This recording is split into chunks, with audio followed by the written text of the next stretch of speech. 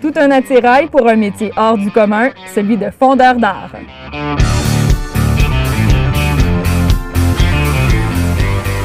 Fondeur d'art, un métier qui tire son origine des siècles passés, mais dont l'évolution permet aujourd'hui de créer des merveilles. Ces artisans de l'ombre sont capables de reproduire des œuvres dans leurs moindres détails. Moi, j'aime bien ça, la relation sculpteur-fondeur. Les voir quand ils arrivent, venir chercher leurs pièces, puis ils sont super contents de voir le travail qui a été fait. Puis c'est valorisant pour nous autres. On fait pas tellement de création, on travaille pour les artistes. Puis le sculpteur amène sa pièce et nous, on fait simplement la reproduire en bronze. La transformation prend du temps. Beaucoup de temps. La plus grosse qu'on a coulée au Canada, le Mammouth Spirit, qui est sur le bord de l'autoroute 20. Là. Ça a pris en conception tout ça 2 ans. Seulement en fonderie, ça a pris environ 1 an et demi. Là. Mais normalement, on parle plutôt de 8 à 10 semaines en moyenne pour réaliser la douzaine d'étapes nécessaires. Là, je vais mettre les lingots dans le four. D'abord, le fondeur prend une empreinte en silicone de l'œuvre originale, qu'elle soit en bois, en papier mâché, peu importe. Quand l'épaisseur désirée est atteinte, il laisse sécher, coupe, retire la pièce originale et obtient un négatif parfait. Le silicone, c'est assez précis pour cette sorte de silicone-là pour aller chercher les empreintes digitales du sculpteur. Le moule, recouvert d'une chape de plâtre pour ne pas qu'il se déforme, est rempli de cire à plusieurs reprises. Quand tout est bien figé, on démoule et voilà une reproduction en cire presque parfaite. On appelle ça le joint du moule. C'est qu'avec les petits outils, on vient gratter ça. On vient remettre la pièce comme elle était au départ. À ce moment-là, des fois, les sculpteurs viennent voir leur pièce pour nous donner leur approbation pour pouvoir continuer plus loin. Une fois approuvée, la pièce est montée sur ce qu'on appelle des chemins de coulée. Tout ce qui est en cire, après, va devenir en bronze. Okay. Fait que plus tard, le bronze, quand il va couler dans cette partie-là. Il va venir remplir la pièce, puis il va expulser ses gaz chauds par les évents qu'il y a là. Mais ce n'est pas encore le temps de couler le bronze. Donc, c'est quoi cette pièce-là, Emmanuel? Ici, c'est la salle d'étrempage. OK. Puis on vient faire un autre moule par-dessus la cire.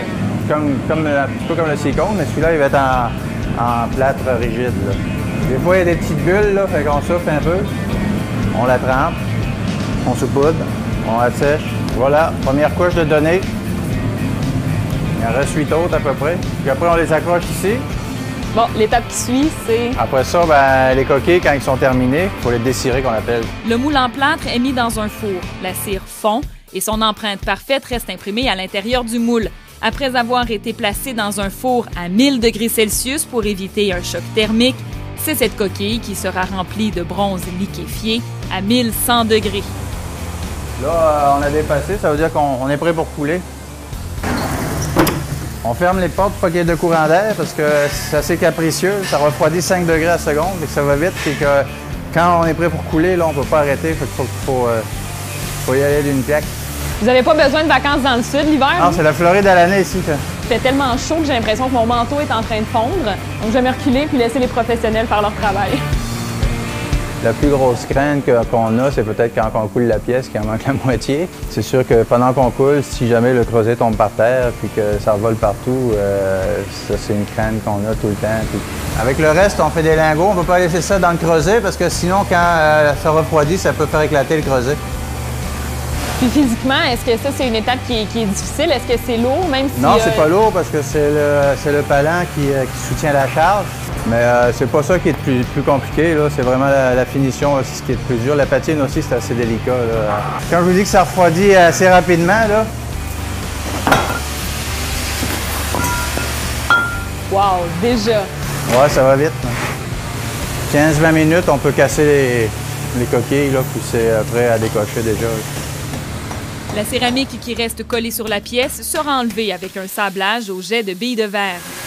Ça, c'est avant, ça, c'est après. Avant et après. Fait qu'après ça, c'est la finition.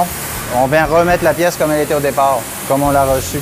On utilise des petits marteaux de bijouterie avec des ciseaux puis des motifs dessus. Puis ça, c'est une expertise que vous avez développée au fil des ans?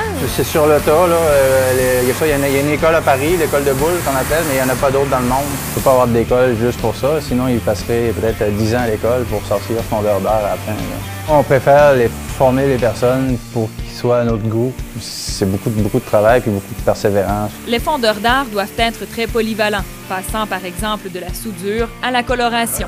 Fait que ici, c'est l'atelier de patine, c'est la dernière étape. On essaye de donner 10-15 000 andages à la pièce en 1 heure ou 2. On vient chauffer avec des torches pour amener le métal à une certaine température. Quand le métal atteint la bonne température, ce qu'on vient faire, c'est qu'on vient appliquer différents acides dilués dans l'eau. C'est avec de l'acide que vous donnez la couleur c'est au des métal. acides. C'est vraiment dans le métal que ça se passe. C'est pas de la peinture, là. Ensuite de ça, on vient mettre une couche de vernis. C'est garanti à peu près 10 000 ans, sans problème. Garantie 10 000 ans. Vous ne risquez pas d'avoir de retour. Minimum, non, c'est ça. J'ai essayé de vendre la garantie prolongée, j'arrive pas à la passer, là.